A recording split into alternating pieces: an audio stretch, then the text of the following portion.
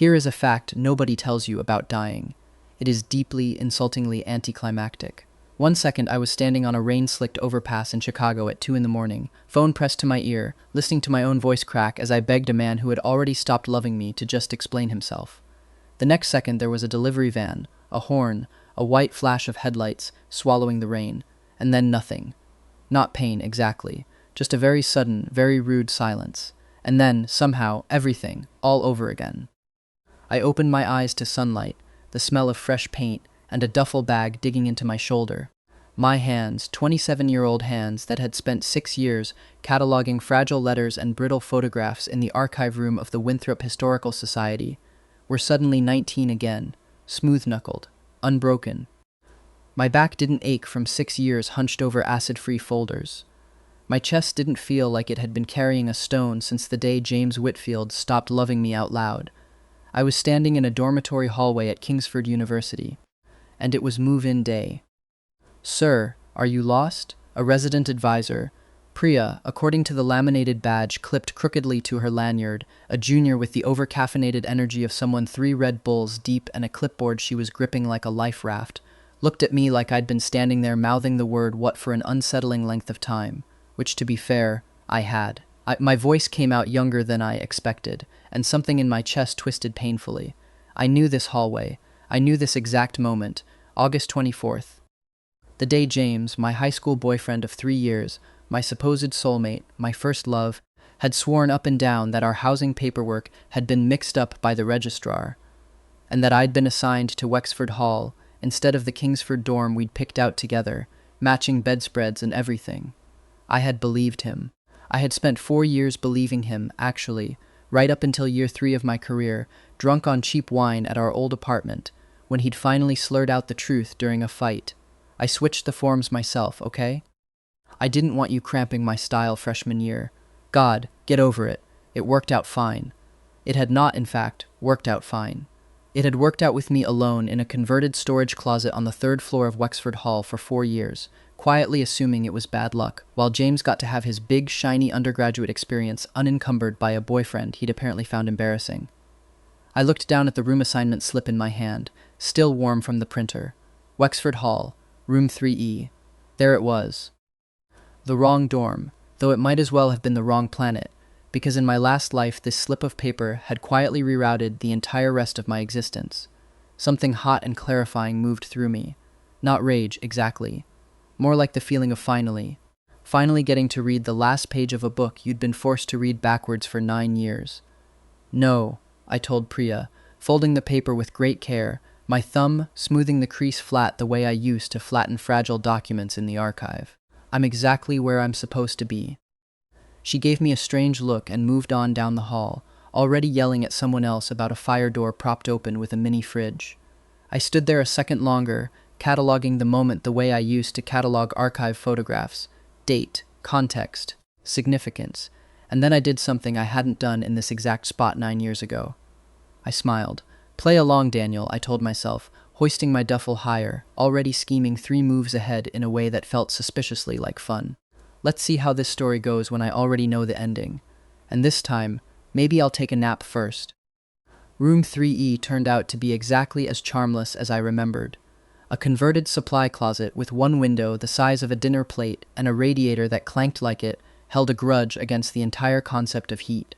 What I did not remember, because in my first life I'd arrived a full 2 hours later, having gotten lost twice and cried once in a stairwell, was the enormous, obviously expensive suitcase already sitting in the middle of the floor, monogrammed in a discreet, tasteful font I would later learn cost more than my old apartment's monthly rent. Or the man crouched beside it, swearing quietly and elegantly at a stuck zipper. He looked up when I opened the door, and I had approximately 1.5 seconds to register several facts in rapid succession. 1, he was absurdly good-looking, in the specific way of people who have never had to think about whether they were good-looking. 2, he had the kind of stillness that made a 12-by-10 dorm room feel like it was holding its breath. 3, a faint, warm cedar and rain scent had already reached me across the room, and every instinct in my omega biology sat up and paid very close attention, which was frankly rude of it, considering I'd been dead less than 24 hours ago by my own internal calendar. "This is my room," he said, not rudely, just as a fact, the way you'd announce the weather. "According to this piece of paper, it's our room," I said, holding up my assignment slip like evidence in a trial.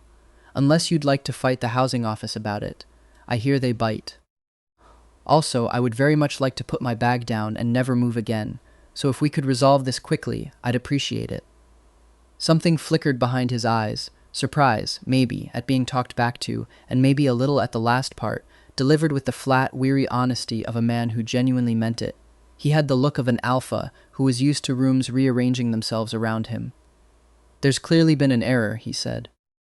"There's clearly been several," I agreed, dropping my duffel by the empty bed with more cheer than the situation warranted, and immediately sitting down on it like the conversation was over. In my first life, this closet-sized room had been a monument to my own humiliation.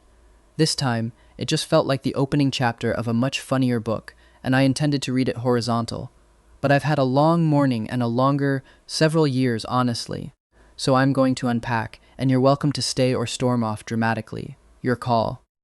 I'd offer to help you decide, but as previously established, I am extremely committed to sitting here.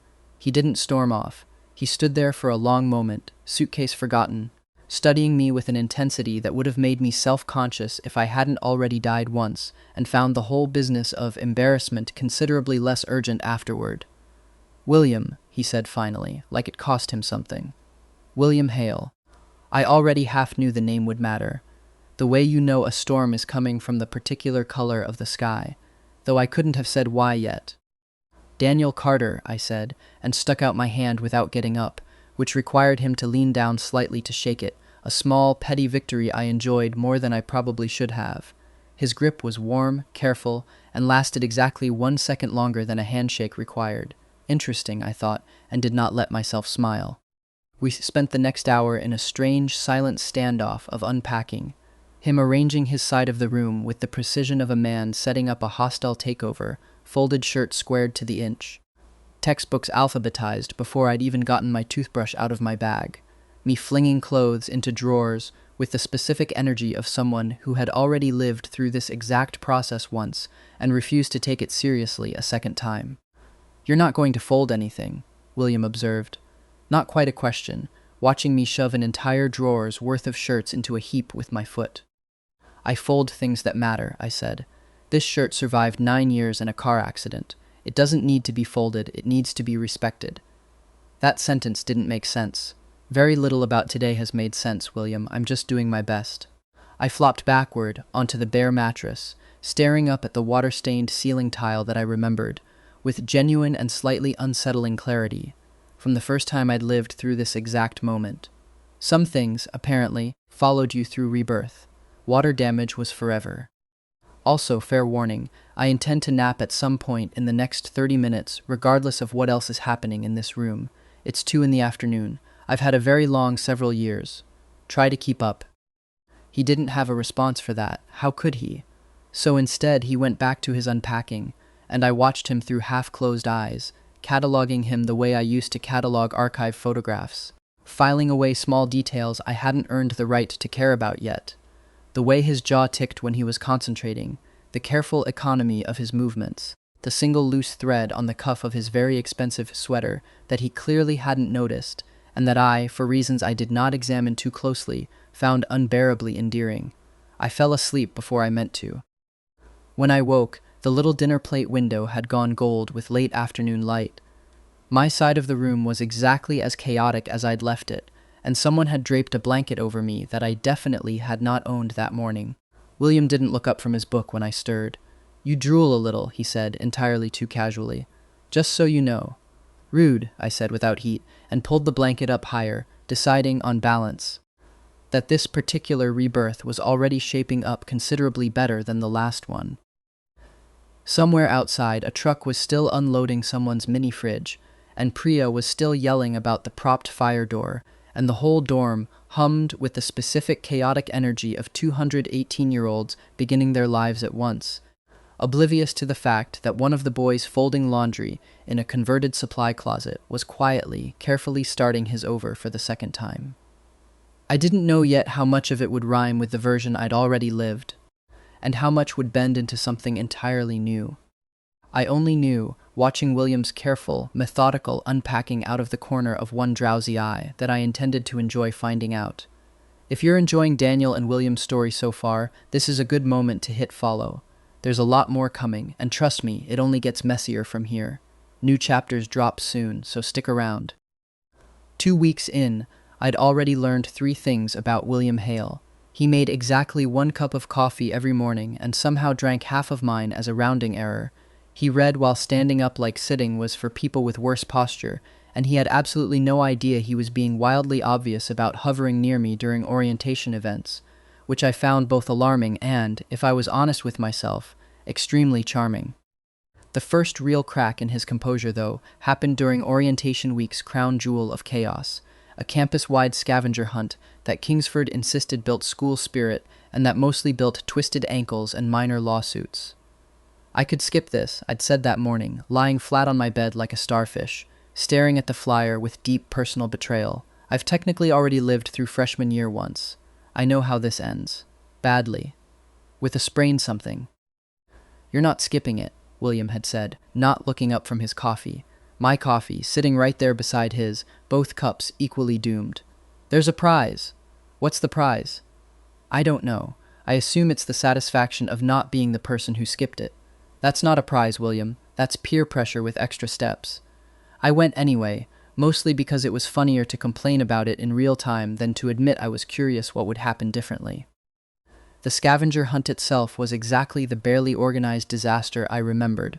200 freshmen in matching orientation t-shirts fanning out across campus chasing riddles, written by an events coordinator with an unfortunate fondness for puns. William, it turned out, treated the whole thing like a hostile negotiation, reading each clue twice, cross-referencing the campus map he'd apparently memorized, and refusing to run under any circumstances, on the grounds that running suggests panic, and panic suggests a weak position. It's a scavenger hunt, William, not a merger.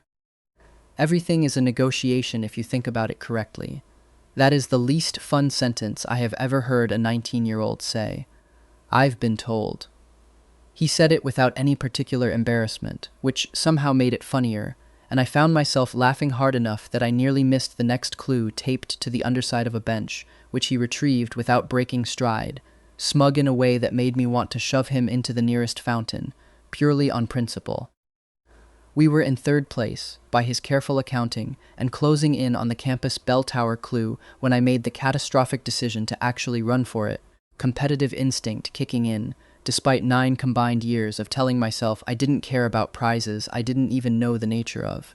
What happened, specifically, was that I was sprinting across the quad, chasing a clue about the campus bell tower, when my foot caught a sprinkler head hidden in the grass, and the ground did that thing, where it rushes up at you faster than seems physically reasonable. I remember the scrape of gravel path against my palms. I remember the sharp, bright pain in my ankle, and thinking, with the detached clarity of someone who has already died once, well, this is embarrassing continuity for a guy who claimed he'd seen it all before. What I did not expect was to look up, disoriented, and find William already crouched beside me, having apparently crossed half the quad in the time it took me to fall. Don't move, he said, and there was something different in his voice now. Lower, urgent, stripped of the polished neutrality he wore like a second skin. His hands hovered over my ankle without quite touching, like he wasn't sure he was allowed to. I'm fine, I said, which was a lie, because my ankle was radiating a heat that suggested otherwise, and because his scent had gone thick and sharp with something that made my chest ache in a way I didn't have a tidy word for yet. You're not fine. You're gray. He said it like an accusation.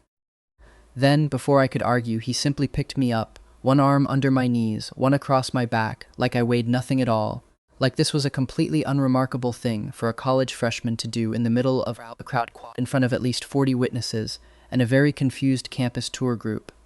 William, people are staring. Let them. His jaw was set, his heartbeat, which I could feel through his shirt with my cheek pressed embarrassingly close to his chest, was going faster than the short walk to the infirmary could explain. I want to tell you I had some witty retort ready. I did not. I had spent the last life quietly convincing myself that no one would ever drop everything to run across a quad for me, and here was a near stranger doing exactly that, 2 weeks into knowing me, radiating an anxious, fierce kind of care he clearly hadn't planned on showing anyone. At the infirmary, while a bored nurse wrapped my ankle, William stood by the door with his arms crossed, refusing to leave, glaring at the ice pack like it had personally wronged him. "You didn't have to carry me the whole way," I said, mostly to fill the silence, and partly because I wanted to hear what he'd say. "You could have been seriously hurt." His voice was clipped, then quieter, almost like he hadn't meant to say it out loud. I don't know why it mattered so much. "It's been 2 weeks. I looked at him, really looked, the way I used to look at a 200-year-old letter trying to read the truth beneath the ink, and felt something settle into place, warm and unfamiliar and slightly terrifying. "Some things don't need 4 years to matter," I said. "Sometimes 2 weeks is plenty." He didn't answer right away, just stood there looking faintly stricken by his own feelings, which was frankly the funniest expression I had ever seen on a grown man, and I told him so. "You look like someone just informed you a merger fell through," I said. "Breathe. It's a sprained ankle, not a hostile takeover." That got a laugh out of him. Startled, reluctant, but real. "I don't know how to do this part," he admitted. "The part where I don't know why I'm upset. Welcome to being a person," I said. "It's mostly this, confusing feelings and bad snack choices." "Is that a professional diagnosis?" "I have a very rigorous background in cataloging other people's feelings. I'm basically qualified. That's not how qualifications work. It's how my qualifications work. Also, you should sit down, you're looming, and looming is not attractive, it's just tall and worried." He sat reluctantly in the plastic chair beside the exam table, close enough that his knee brushed mine, and didn't move it away. The nurse, mid-wrap on my ankle, glanced between us with the weary amusement of someone who had clearly seen this exact scene play out 1,000 times with 1,000 different anxious college boyfriends. "First scavenger hunt injury of the season," she said conversationally, taping off the bandage. "You'd be surprised how many. Last year we had someone fracture a wrist climbing the wrong statue." "Which statue?" William asked, entirely too interested. "The founder." He was convinced the clue meant literally on top of it. Was the clue about the statue? No, it was about the library steps. He just really wanted to climb something. I decided, watching William file this information away, with the same intensity he brought to earnings reports, that I had never in either of my lives met someone so committed to understanding a situation fully before letting it go, and found, against all reasonable judgment, that I liked it enormously.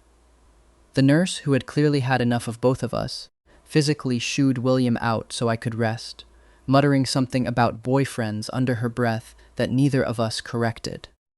I lay there afterward, ankle throbbing, chest doing something considerably more complicated, and thought, well, that's inconveniently early to be in trouble.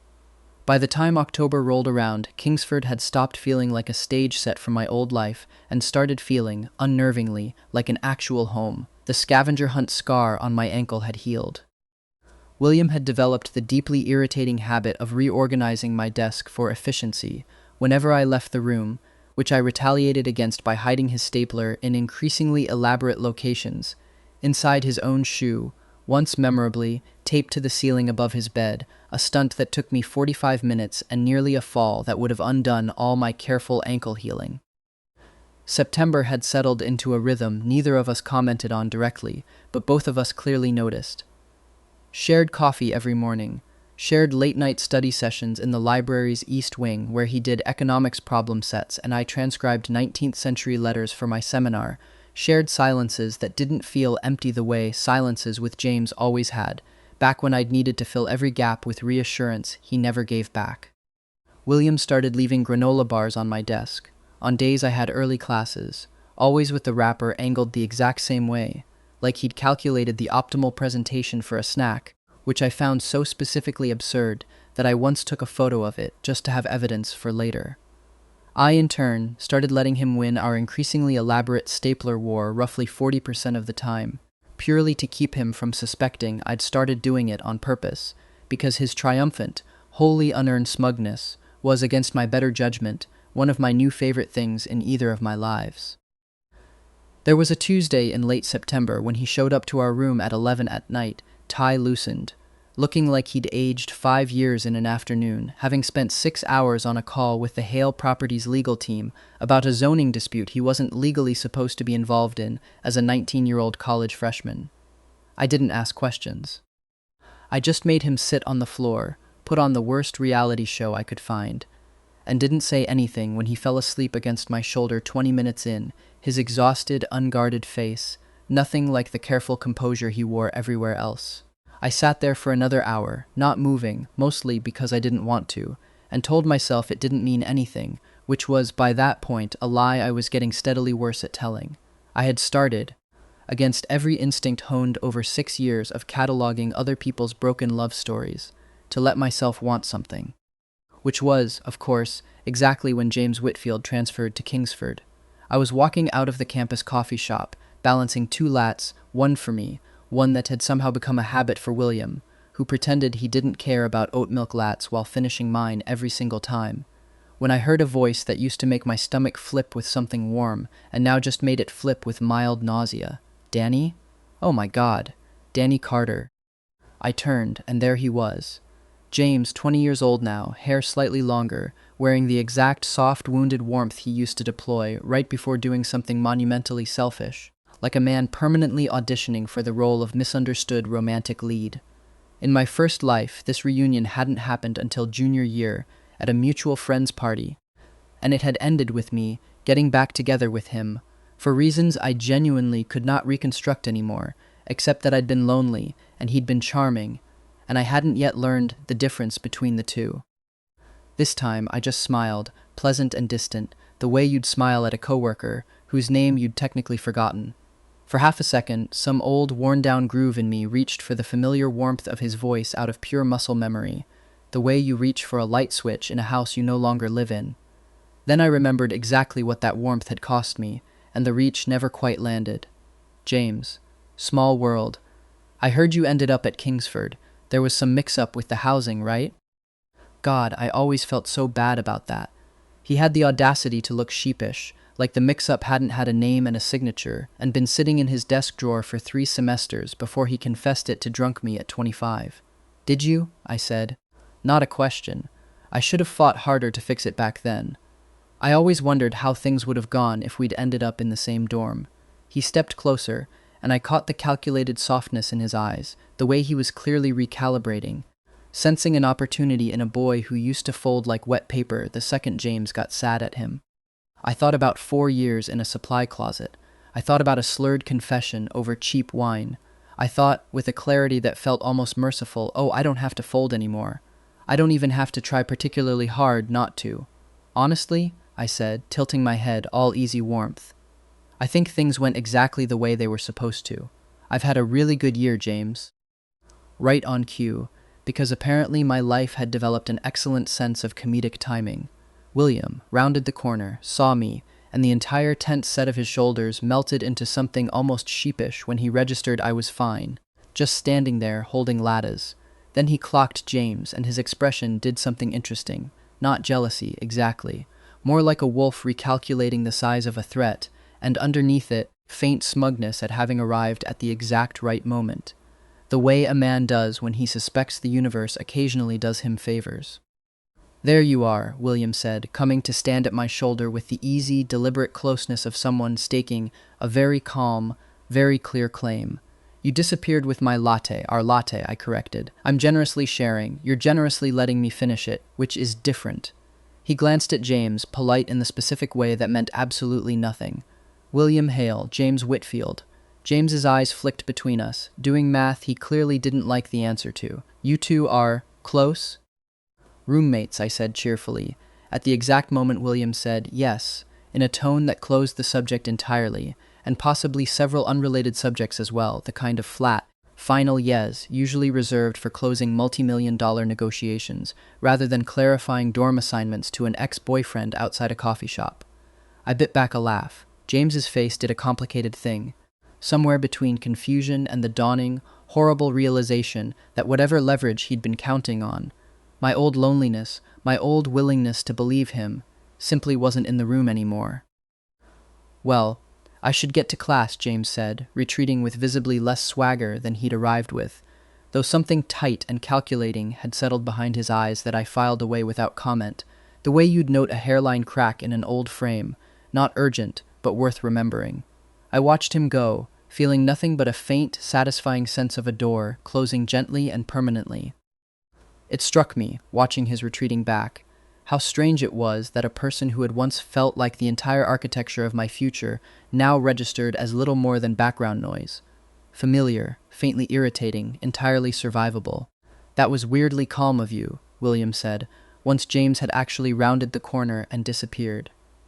"I half expected you to throw your latte at him. I would have supported it. I've had practice not throwing things at him. It's a whole muscle you build over time. How much practice exactly?" "More than I'd like to admit, and considerably less than I apparently needed, given how long it took me to actually stop." I took a slow sip of my, technically our latte, watching William's expression carefully. "Why did you want me to throw it? I could still catch up to him."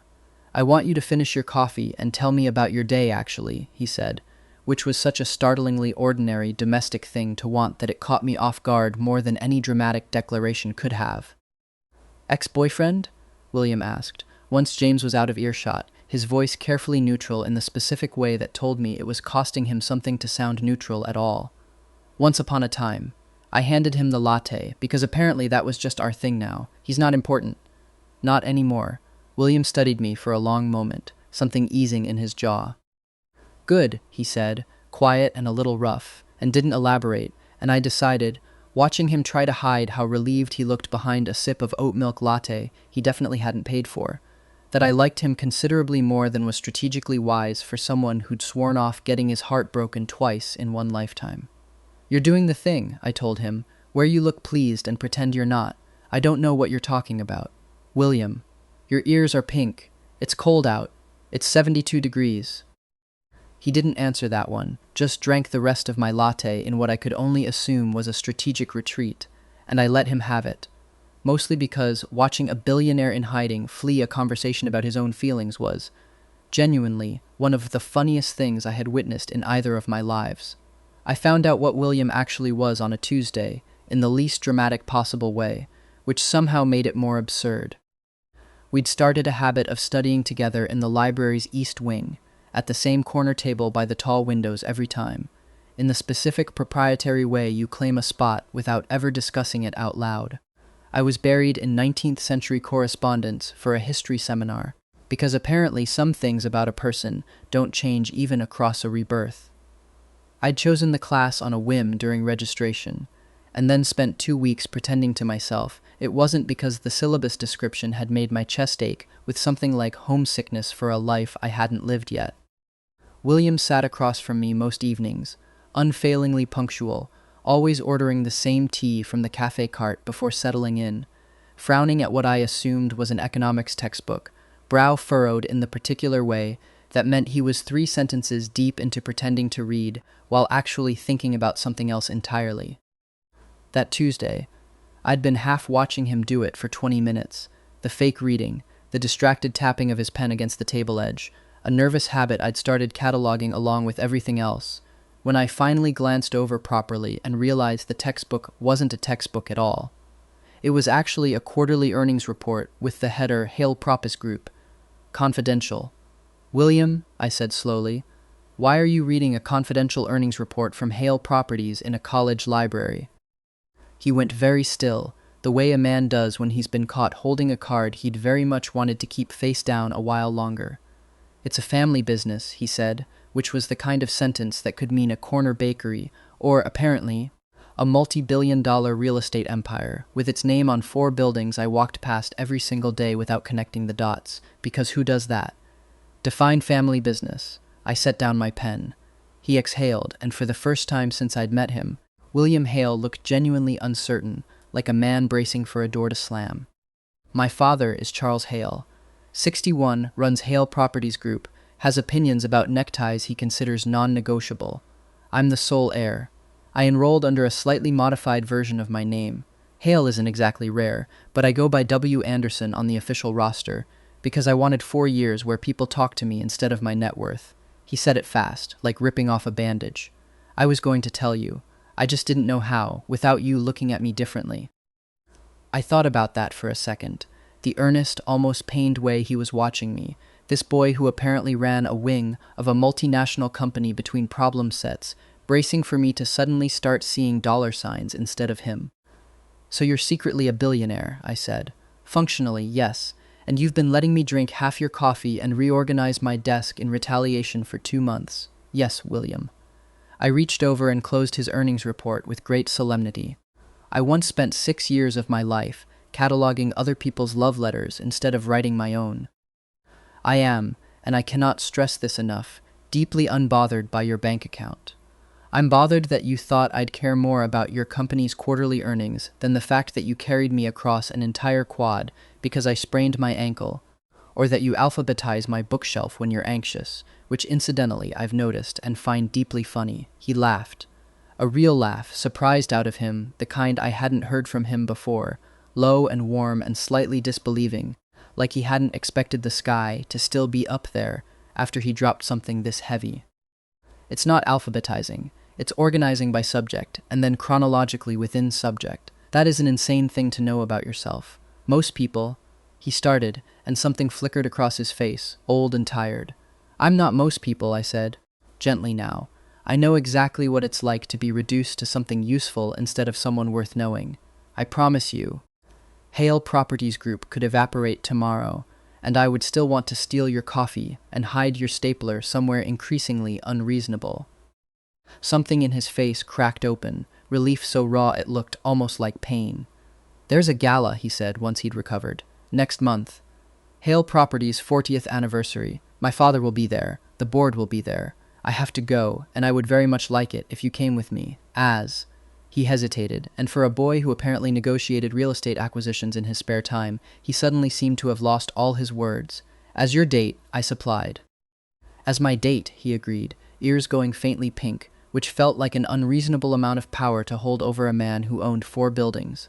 "You do realize," I said, "that you just asked me out via the vehicle of a corporate anniversary gala and a confidential earnings report. Most people manage this with like a movie." I panicked. This felt easier than a normal date. Nothing about a black tie event with your entire board of directors in attendance is easier than a normal date, William. It has a clear agenda and a start and end time. Normal dates are unstructured. I find that stressful. That is the single most secretly a billionaire sentence you have ever said to me, and you once told me you cross-reference restaurant menus in advance so you know what to order before you sit down. That's just good planning. It's deeply, specifically unhinged. And I adore it, which says more about me than you, honestly. "I'll need a suit," I said, "and I reserve the right to make fun of your father's tie, and also I'm sleeping through my morning class tomorrow to recover from the emotional exertion of this conversation, so don't wake me." "I'll bring you coffee," he said, as an apology for the emotional exertion. "See, this is why I keep you around. I thought it was because I carry heavy things." "That too," I agreed. "You're a full-service operation." He walked me back to our room that night with his hand loosely, deliberately brushing mine, neither of us quite ready to call it holding hands, both of us clearly aware that we were doing exactly that. Outside our door he hesitated, key already in the lock, and turned to look at me with an expression I hadn't seen from him before, something unguarded and slightly nervous, entirely at odds with the composed air who'd stared down a confidential earnings report an hour earlier. "For what it's worth," he said, "I've never told anyone about the company, not on campus, not a single person, in 2 years. Why me? I don't know yet," he admitted, which was somehow more romantic than if he'd had a ready answer. "I just knew I wanted to," which has never happened before, and which I find, frankly, a little alarming. "Welcome to the Alarming Feelings Club," I said. "We meet daily, apparently, in this exact hallway." He laughed and unlocked the door, and neither of us mentioned it again that night, but something had shifted, quiet and certain, and entirely unafraid of the 4 buildings, the board, or the earnings reports still waiting on his desk. James Whitfield, it turned out, did not take rejection quietly, and he had apparently spent the weeks since the coffee shop incident nursing a grudge and doing some very thorough Googling. He'd been quieter since the coffee shop, which I'd naively read as him licking his wounds and moving on. In hindsight, quiet James had always been more dangerous than loud James. Loud James wanted an audience, but quiet James was scheming. The way he used to go quiet for a week, straight in high school, right before some elaborately petty stunt against whichever classmate had annoyed him that month. I should have remembered that. I filed it away, too late, as one more thing this rebirth apparently wasn't going to let me skip entirely. He found me the week before the gala, cornering me outside the campus bookstore with the triumphant, slightly manic energy of a man who thought he'd found his winning card. "I know who your roommate is," James said, practically vibrating. "William Hale. Hale Properties. Do you have any idea what that means? He's not just some rich kid, Danny. He's the Hale heir. There are entire finance blogs speculating about his succession plan. And you're just, dating him for fun? Does he even know you're the same guy who used to work retail during winter breaks to make rent?" "He knows everything about me," I said evenly, though something cold moved through my stomach. Not because James was right about anything, but because he'd clearly been digging, and digging usually preceded something worse. "What exactly is your plan here, James?" "My plan," he said, smiling in a way that used to charm me and now just looked brittle, "is to let the board know that Charles Hale's heir is secretly dating a nobody future archive nerd he met in a converted supply closet. I'm sure there's a forum full of alumni who'd find that fascinating. See how fast that relationship survives actual pressure." He'd clearly assumed this would rattle me. In my first life, it might have. The old me had spent years quietly believing he wasn't enough for anyone who mattered. But I'd read enough 200-year-old love letters to know exactly what desperate, petty men sounded like when they were losing, and James, standing there vibrating with spite, sounded exactly like that. "Go ahead," I said. "Tell the board. Tell the finance blogs. Tell my grandmother, for all I care. William already knows I'm a nobody with a library card and a fondness for stealing his coffee, and he seems remarkably unbothered." James's confidence flickered. Clearly he'd expected panic, not a shrug, and I walked away before he could regroup, already composing the story in my head as something to tell William later, over shared coffee, as one more absurd footnote in a life that kept insisting on being funny even when it tried to be cruel. What I did not know was that James, humiliated and furious, had gone straight from that conversation to an anonymous alumni forum, using an old guest login from his older brother's Kingsford class of 2 years prior, and posted exactly the kind of speculative, snide little rumor he'd threatened. Word is the Hale heir is dating some financially unremarkable underclassman he apparently met by accident. Make of that what you will, confident that a burner login and vague phrasing would keep his fingerprints off it entirely. He was, as it turned out, not nearly as good at covering his tracks as he was at breaking hearts. I did not expect William to already know something was wrong before I'd even told him. He was waiting in our room when I got back, laptop open, expression tight in a way I'd never seen on him. Not angry, exactly, but braced, the particular stillness of a man expecting the ground to give way. He'd changed out of the shirt he'd worn to class that morning into one of the plain gray ones he only wore when he wanted to feel less like William Hale, heir apparent, and more like just William, a detail I noticed and understood immediately, the way you understand a familiar person's tells without needing them explained. "There's a post," he said, without preamble, "on an alumni forum. Someone speculating I'm involved with a financially unremarkable underclassman. My father's assistant already called. He wants to meet you before the gala, formally, to assess the situation." For a man who negotiated with boards of directors for breakfast, William looked genuinely, thoroughly panicked. The kind of panic that came from caring too much to pretend otherwise. "Daniel, I need you to know," he said, standing so fast his chair scraped. "I don't care what my father thinks. I don't care about the board or the forum or any of it. If this is too much, if you want out before it gets worse, I understand. I would never." He was talking fast now, uncharacteristically fast, hands moving, like he wasn't sure what to do with them. "I just need you to know that whatever happens, this isn't. You're not some liability I'm managing. You're not a line item. You're William."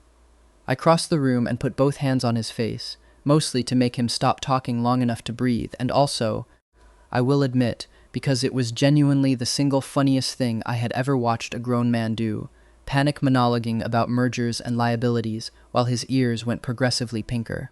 "Are you seriously about to cry over a forum post written by someone whose entire personality is a Kingsford hoodie and unresolved guilt?" That startled a breath of a laugh out of him, wet and involuntary. "I'm not crying. You're doing the thing where your voice gets very calm and businesslike right before you cry. I've seen it. You did it when your favorite mug chipped. That mug was from my mother.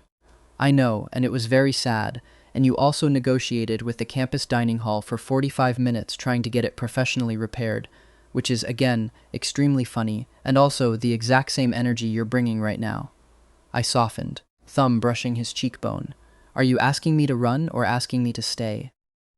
I would never ask you to run, he said, immediately, fiercely. I just don't want you to feel like you have to stay for something that's about to get complicated. William Hale. I said his full name the way you'd say it to someone who needed grounding. I have been reborn into my own life with a second chance I did not ask for and absolutely did not earn, and I have spent it choosing you, every single day, on purpose, with my eyes open. Do you understand me? This is not an accident I'm scrambling to escape. This is the one thing I got exactly right. He stared at me, something in his face breaking open, not panic anymore, but something rawer underneath it. Say that again, he said quietly. The part about choosing me. On purpose. I choose you, I said. On purpose, every day, including today, including whatever your father's assistant has planned for tomorrow. I'm not going anywhere. Also, for the record, I fully intend to fall asleep on your shoulder during whatever tense family meeting is coming. Because I've had an emotionally exhausting week, and I refuse to be conscious for corporate drama on top of it. That's not going to help my case with my father. William, nothing is going to help your case with your father except me existing, apparently, so I might as well be well rested about it. He kissed me then, finally, after months of careful distance and stolen lattes and one memorable quad rescue, and it was not fireworks or cinematic slow motion. It was warm and a little clumsy and entirely, gloriously real, his hands framing my jaw like something he'd been afraid to want too openly, and when we broke apart, he was laughing, breathless and disbelieving. I panicked over a forum post, he said, forehead against mine. An entire hostile takeover negotiation last spring, and a forum post made me panic. To be fair, I said, I once died on an overpass in the rain over an ex-boyfriend. We all have our things. You died, he started, alarmed, and I realized with some amusement that I had several complicated conversations still ahead of me. Story for another day, I said, and kissed him again, mostly to buy myself time, and partly because I'd discovered I was extremely fond of interrupting his most alarming questions this way, a strategy I planned to use liberally for the rest of my life. We ended up on the floor eventually, backs against his bed, his laptop forgotten and dark on the desk above us, the alumni forum post reduced to exactly the kind of irrelevant noise it deserved to be. He kept glancing at me sideways, like he was checking I was actually still there, still real, still choosing to be tangled up with him on a dorm room floor, instead of running from every complication his last name apparently came attached to. My father's assistant is still going to want to meet you, he said eventually, some of the earlier tension creeping back into his shoulders. Before the gala. It's not going to be a casual conversation. Good. I've been informally rehearsing devastating one-liners for weeks. I finally get to use them on someone who matters. That is not going to reassure my father's assistant. I'm not trying to reassure your father's assistant, William. I'm trying to entertain myself while surviving an interrogation. There's a difference, and I've decided it's the only way I know how to do this. He had laughed again, quieter this time, and pulled me closer, and for a while neither of us said anything else, which was, after the week we'd had, exactly the right amount of conversation. The forum post did not stay anonymous for long, which was, in retrospect, the most predictable outcome of all this, given that Kingsford's alumni forum was moderated by a painfully thorough retired IT administrator named Gerald, 68. 3 decades in campus IT, infamous among students for a personal crusade against anyone who thought a guest login was untraceable, who treated login audits the way other men treated fantasy football. Gerald, as it turned out, had spent that particular Tuesday cross-referencing suspicious guest activity purely out of habit, the way some men do crossword puzzles, and had flagged the post almost immediately for what he later described, in an email that somehow found its way into general campus circulation within hours, as unusually specific malice for an anonymous account. It had taken him less than a day to trace the login's IP address back to a dorm 3 buildings from mine, and less than an hour after that to cross-reference it against the alumni directory and land, with the grim satisfaction of a man who took his volunteer moderator duties extremely seriously on James's older brother's account. In the 3 days between the post going up and its eventual, spectacular unraveling, campus did what campuses do best. It gossiped extensively and with great creative license. By the second day, the story had mutated well past its original, relatively mild speculation into something involving a secret engagement, a disowned inheritance, and, for reasons no one could ever quite trace, a rumor that William had once been spotted buying an entire food truck out of pity. William found the food truck rumor so specifically baffling that he spent an entire evening trying to figure out its origin instead of doing his actual reading, which I considered a personal victory, since it meant he'd stopped anxiously refreshing the forum thread every 20 minutes. 3 days after the post went up, Gerald traced the guest login back to James's older brother, who, confused, mortified, and entirely uninvolved, called James directly on speakerphone at exactly the moment James happened to be holding court at a table in the dining hall, loudly telling a group of impressed sophomores about his connections to someone important on campus. James, his brother's voice crackled out of the phone, tinny and unmistakable to everyone within a 10-foot radius. Why did the alumni office just email me asking why I posted gossip about the Hale heir using my old login? I graduated 2 years ago. I don't even go here anymore. What did you do?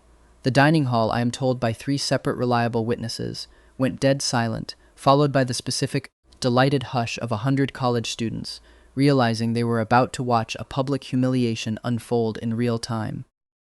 I don't know what you're talking about, James said, too loudly, too fast, in the exact tone of a man who very much did know what he was talking about. There's a whole thread, James. It says, hang on, financially unremarkable underclassman. Is this about your ex? The guy you dumped into the wrong dorm freshman year? Are you seriously still doing this? By the time I heard the full story, relayed to me breathlessly by William, who had heard it from 3 separate sources within the hour, each version funnier and more detailed than the last, James had reportedly fled the dining hall so fast he'd left an entire tray of nachos behind, and the sophomores he'd been trying to impress had, according to at least one account, started a small betting pool on how long it would take him to show his face in public again. There is a betting pool, William reported, with the deep, quiet satisfaction of a man who had clearly contributed to it. I put money on Thursday. You bet on James's public humiliation timeline. I invested in accurate information. It's not the same thing. That is exactly the same thing. I prefer to call it due diligence. I found James 2 days later, sitting alone at the far end of the library, looking considerably smaller than he had outside the bookstore. He didn't say anything when he saw me. I didn't gloat, mostly because gloating felt unnecessary when the entire dining hall had already done it for me, thoroughly, publicly, and with nachos. For what it's worth, I said, the forms thing, switching my housing, was a genuinely rotten thing to do to someone you claimed to love. I hope you actually sit with that, instead of just being embarrassed you got caught being petty twice. He didn't answer, but something in his face shifted, not quite remorse, but the first real crack in years of practiced charm, and I decided that was as close to closure as I needed. You could have just told me, he said finally, quiet, almost too quiet to catch. Back then, about the forms. I don't know. I would have done something with that, eventually. I know. That's sort of the point, isn't it? You never actually wanted me to have the chance to do anything with it.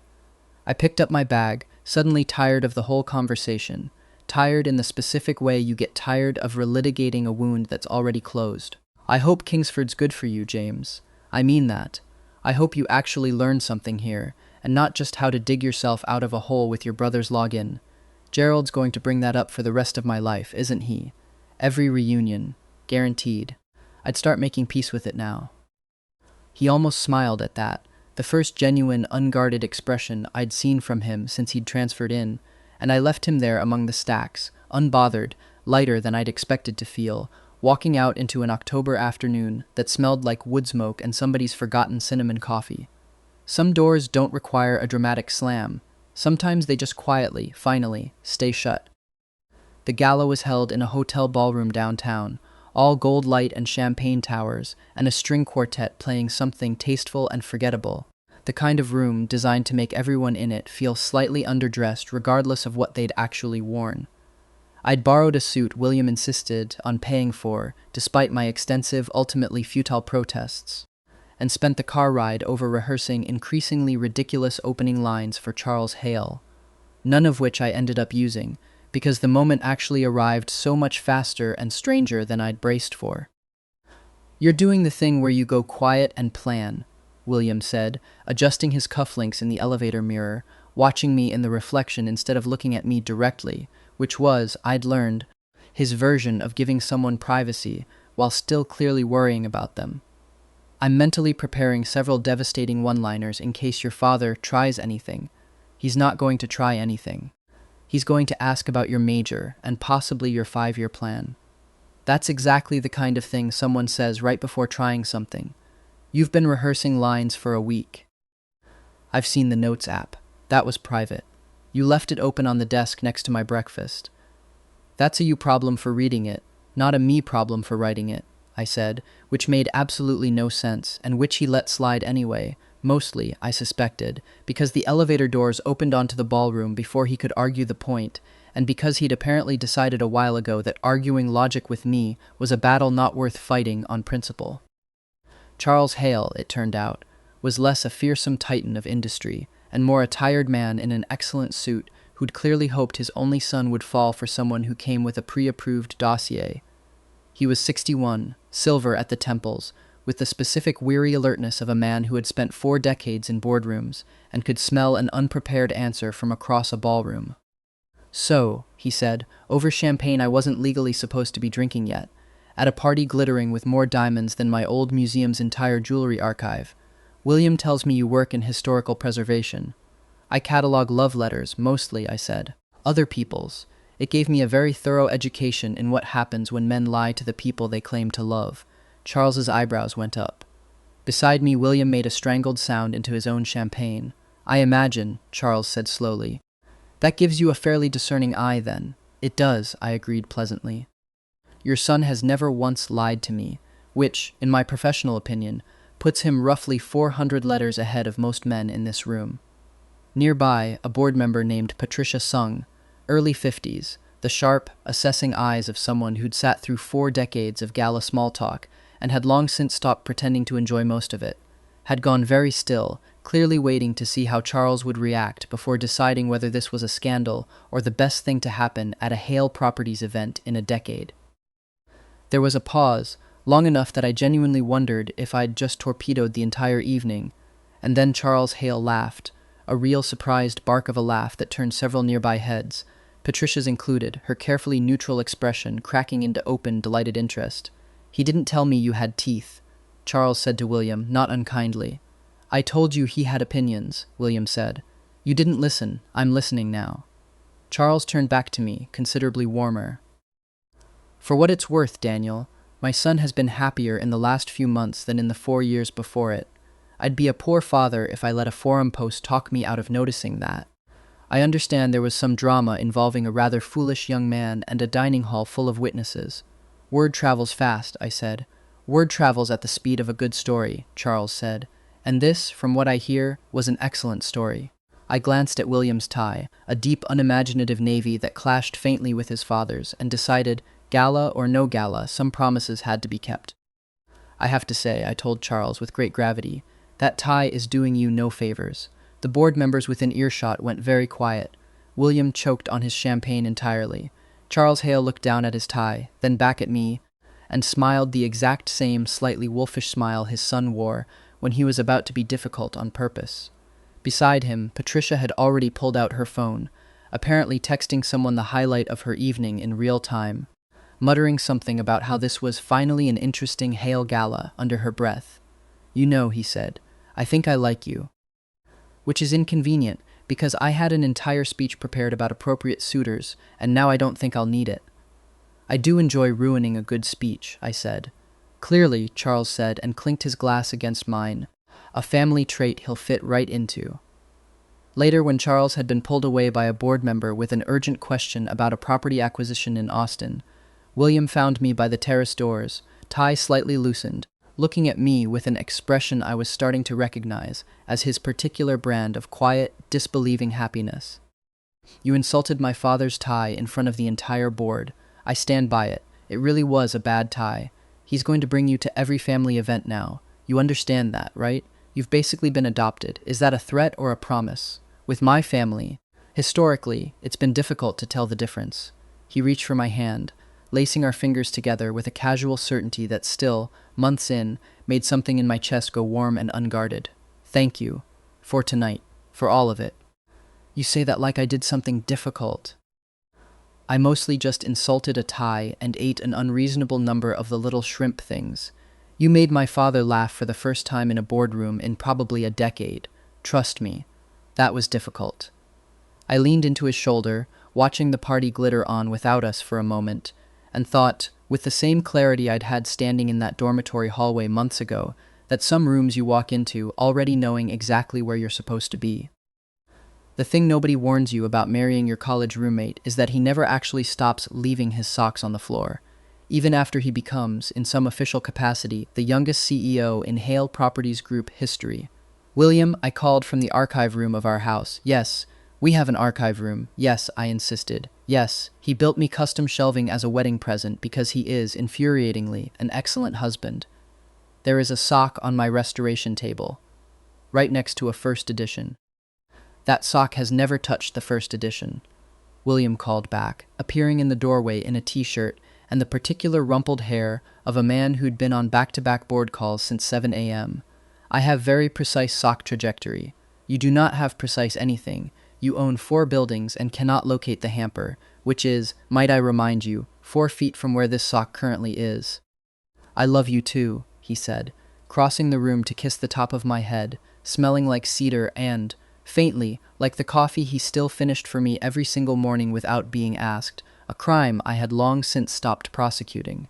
We'd gotten married that spring, 5 years to the season after that first gala, in a ceremony so small and stubbornly unglamorous that Charles Hale had complained for weeks that his own son's wedding hadn't made it into a single society column. William had walked down a garden aisle in a suit slightly less expensive than the one from that first gala, and when he'd said his vows, "I choose you on purpose, every day," stolen shamelessly from me, I'd laughed so hard I'd nearly ruined the whole solemn moment, which felt, honestly, exactly right for us.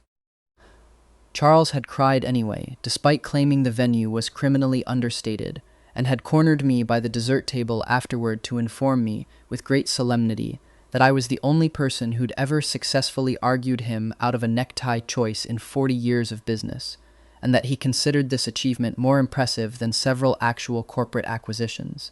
I told him I'd consider it my legacy. He seemed to genuinely appreciate that. These days, our house sat 20 minutes outside the city, close enough for William's absurd commute to Hale Properties' downtown headquarters, and far enough that I got an actual archive room instead of a converted closet.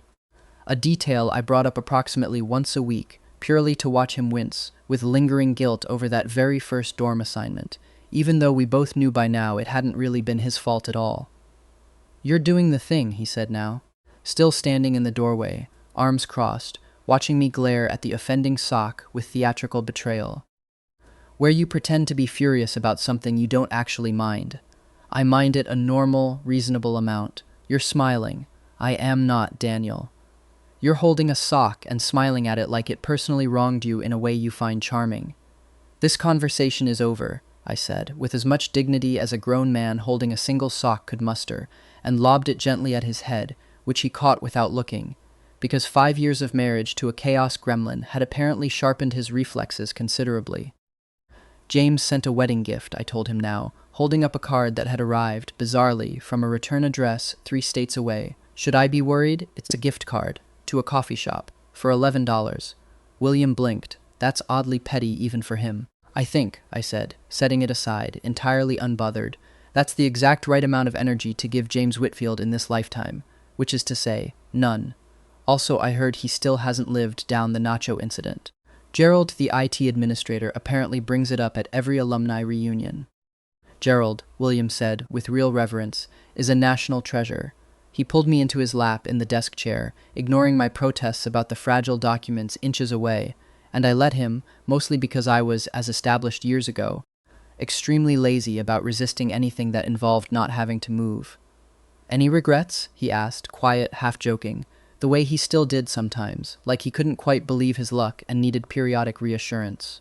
I thought about a rain-slicked overpass, about a supply closet with a clanking radiator, about a boy who'd carried me across an entire quad because my ankle hurt, alphabetized my bookshelf when he got anxious, and once memorably choked on champagne because I'd insulted his father's tie in front of an entire board of directors. None, I said. Wrong dorm, right life. I'd choose it again. On purpose? He asked, smiling against my temple. On purpose, I agreed. Every single day. Now get off me, I'm trying to catalog a first edition, and you weigh considerably more than a stack of 19th century letters. He didn't move, obviously, and I didn't actually try very hard to make him, and outside the window the late afternoon light settled gold and easy over a life I had gotten an impossible, undeserved second chance to build correctly. Wrong college, right person, every single time. Later that evening, after I'd finally, grudgingly, allowed him off my lap so I could actually finish cataloging the first edition, we ended up on the back porch with 2 mugs of the coffee he still insisted on making every night, even though I was the one who usually drank most of it, watching the last of the light go copper over the yard. Charles had called earlier to complain, at length, that we still hadn't scheduled a visit, and William had spent 10 minutes on the phone patiently agreeing to a date he had no intention of actually keeping. A small domestic con I found endlessly funny, given how ruthlessly efficient he was in every other part of his life. You're smiling at nothing again, William said, nudging my shoulder with his. I'm smiling at the specific memory of watching you lie to your own father about a dinner date with the same face you use in board meetings. It's not lying, it's strategic scheduling. William, you told him next Tuesday. We are going to a movie next Tuesday. I already bought the tickets. I'll reschedule the movie. You will not, because I already told you the theater doesn't do refunds, and you are, historically, incapable of wasting money on principle. He didn't argue that, mostly because it was true, and instead just pulled me closer against his side, the two of us quiet for a while in the fading light, and I thought, not for the first time, that there was something almost unbearably funny about how ordinary this had all turned out to be. No dramatic rescues left to make, no forums left to panic over, just 2 idiots on a porch arguing gently about movie tickets, which was, it turned out, exactly the ending I would have chosen, given every chance in the world to choose it twice. Thanks so much for reading Daniel and William's story all the way to the end. If it made you laugh, made you a little soft in the chest, or just gave you 45 minutes of oat milk lat chaos to enjoy, follow the channel for more. There are plenty more stories like this one on the way.